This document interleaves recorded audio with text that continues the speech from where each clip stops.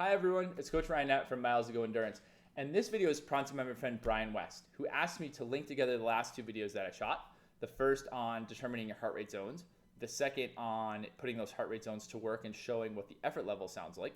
He wanted me to link those two together and talk about why does it matter and how do I apply it. So I'm going to talk about this in two parts.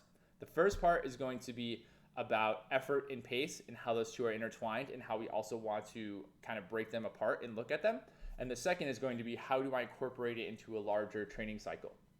This is going to be very general because I'm not talking about a specific person or a specific training plan. So what I want you to understand is to take this information and be able to then apply it to yourself, okay? So let's step back to the first video. We determined heart rate zones and we determined effort level zones. Those were 5 zones. Zone 1 is very easy. Zone 2 is easy conversational pace, where the majority of our training should be. Zone 3 is more of a moderate pace, a tempo pace, a marathon pace, you also might hear it called.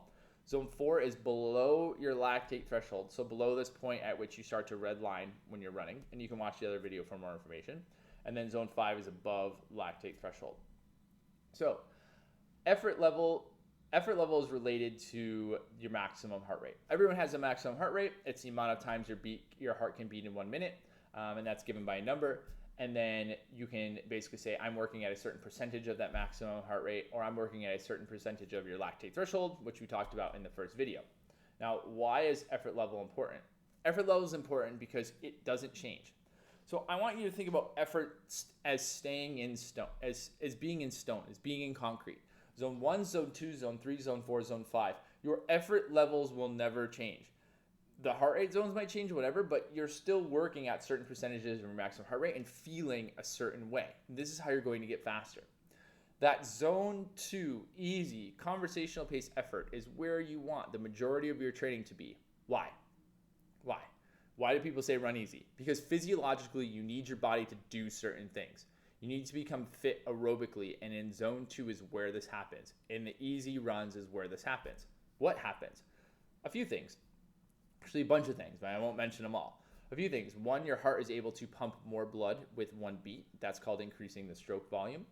The second is you get more mitochondria, and the mitochondria get bigger, and these things are really important in terms of producing energy, and that is what your body needs to produce more of so you can run faster. Your capillaries become more dense, and so that helps you get more blood to the muscles that need it. And then your bones and your tendons and your ligaments and all these things become stronger as you run more. And doing it within this easy pace means that it's sustainable for the long term. It's sustainable so that you'll have less of an injury risk, and you'll also be able to build this foundation that we'll talk about later. Now, this is where it's important that we understand it's set in stone.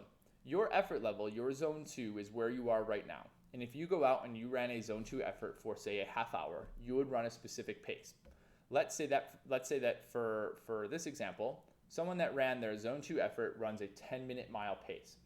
They would run Zone 3 at, let's say, an 8:45 pace, and they would run a Zone 4 effort at a 7:30 pace. Just making these numbers up, okay? Now, when you're running and you're becoming more efficient and these bodies doing all these things I just mentioned, you will start to run faster because you will become more adapted to this sort of effort.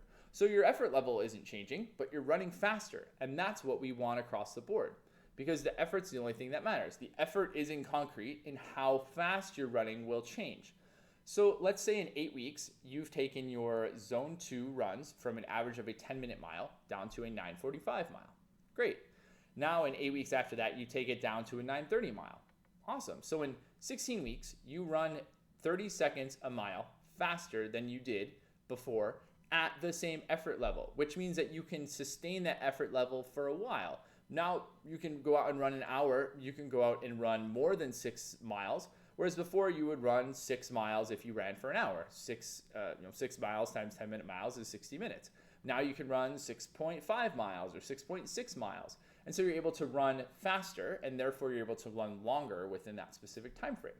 And as you continue to train, you will continue to run faster at that same effort. So then in 2 years, you might be at an 8:10 mile or an 8-minute mile, and you're not working any harder, but you're just running faster. And that's what we want, because it doesn't matter if you go out and just run faster for the sake of running faster. how hard you're working with that pace is gonna be the thing that determines how long you can maintain it. Now, how does this work in the big picture, right? So how do we make all this stuff sustainable? We're gonna look at it like a pyramid. Okay, we've all seen pictures of a pyramid. The bigger the bottom of a pyramid, the bigger the whole pyramid can be. The bottom of the pyramid is this easy zone 2 running, is the amount of miles, the amount of time you put in at this easy effort. I always feel like I'm boxing myself in the head. I'm just putting my head in a box. But the easy zone 2 effort. The more that you put down, the more foundation that you lay down for that, the more bigger pyramid you'll be able to build and the higher you'll be able to go. And you essentially use the analogy of going higher as going faster or going longer completing these races. Every runner, regardless of if they're running 5K, 10K, 100K, 1000K, will lay down this foundation. Then as they get closer to the race, what they do will change. So as they start to get closer to this race and to their peak performance, a 5K runner would maybe be running 5 by 1K, and then they're running 2 by 2K, 1 by 1K, and they're sharpening and they're running at that 5K pace to have that peak 5K performance. Whereas an ultra marathoner is doing probably more hill work and mountain work if they have a very hilly race, and then also running longer on the weekend. So these specific workouts that they're doing as they get closer to the race changes, but the way that they're applying it is still the same. A lot of base. 80% of their running is that base. Even as they get closer to the race, they might be changing it to maybe like 75-25 or 70-30, but the majority of their training is still at that easy aerobic pace because they're still getting benefits from that. And that's also helping them recover and helping them absorb the workouts. And absorb just means you have an adaptation from it. So if you're too tired and you're too stressed and you do a hard workout, what's going to happen is your body's not going to be able to take that workout in and be able to become better from it because it's too stressed. So these easy runs are going to give you the foundation to be able to do the harder runs and absorb that. Now, over the course of training, and if you're newer, you might find that your base period is going to be longer as you're a newer runner or as you're adopting this sort of training when you're thinking about it. And then as you become a more adept runner, you're still going back to laying down this foundation, but also what you're doing as you're peaking to the race becomes more important because you need a little bit less time and you can be a little bit more focused, less so on the foundation, but more so on what you're doing as you get closer here. But that comes over years and years and years of training. And then as you build that foundation bigger, going back to the first part, you're going to be able to run faster at this easy pace, which means that your peak pace or your race pace is going to be much faster than it was before. And this is how you apply it over the long term. Now this gets applied in lots of different ways, and I certainly can answer some questions to people that have the specific questions. But for Brian, that's how you do it. To recap, you're going to think of your effort levels as in stone, regardless of if you use a heart rate monitor or not. Running very easy, moderate, hard, very hard is always going to be there. And you can test those paces and you can get used to those efforts and you can get used to those efforts and know where they are. What you want to do is be able to change the pace at which you run, specifically that easy effort. And then as you look at different races, your moderate effort and your hard effort, depending on what you have to peak for.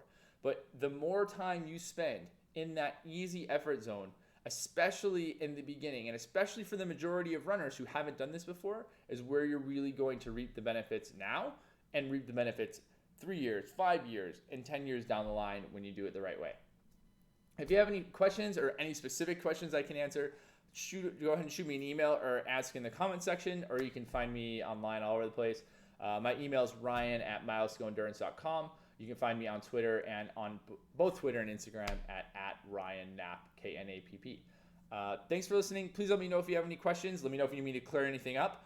I hope you enjoyed it. I hope that you research a little bit more and learn a little bit more about this, and that you become a better runner from it. So thanks for listening and have a great day.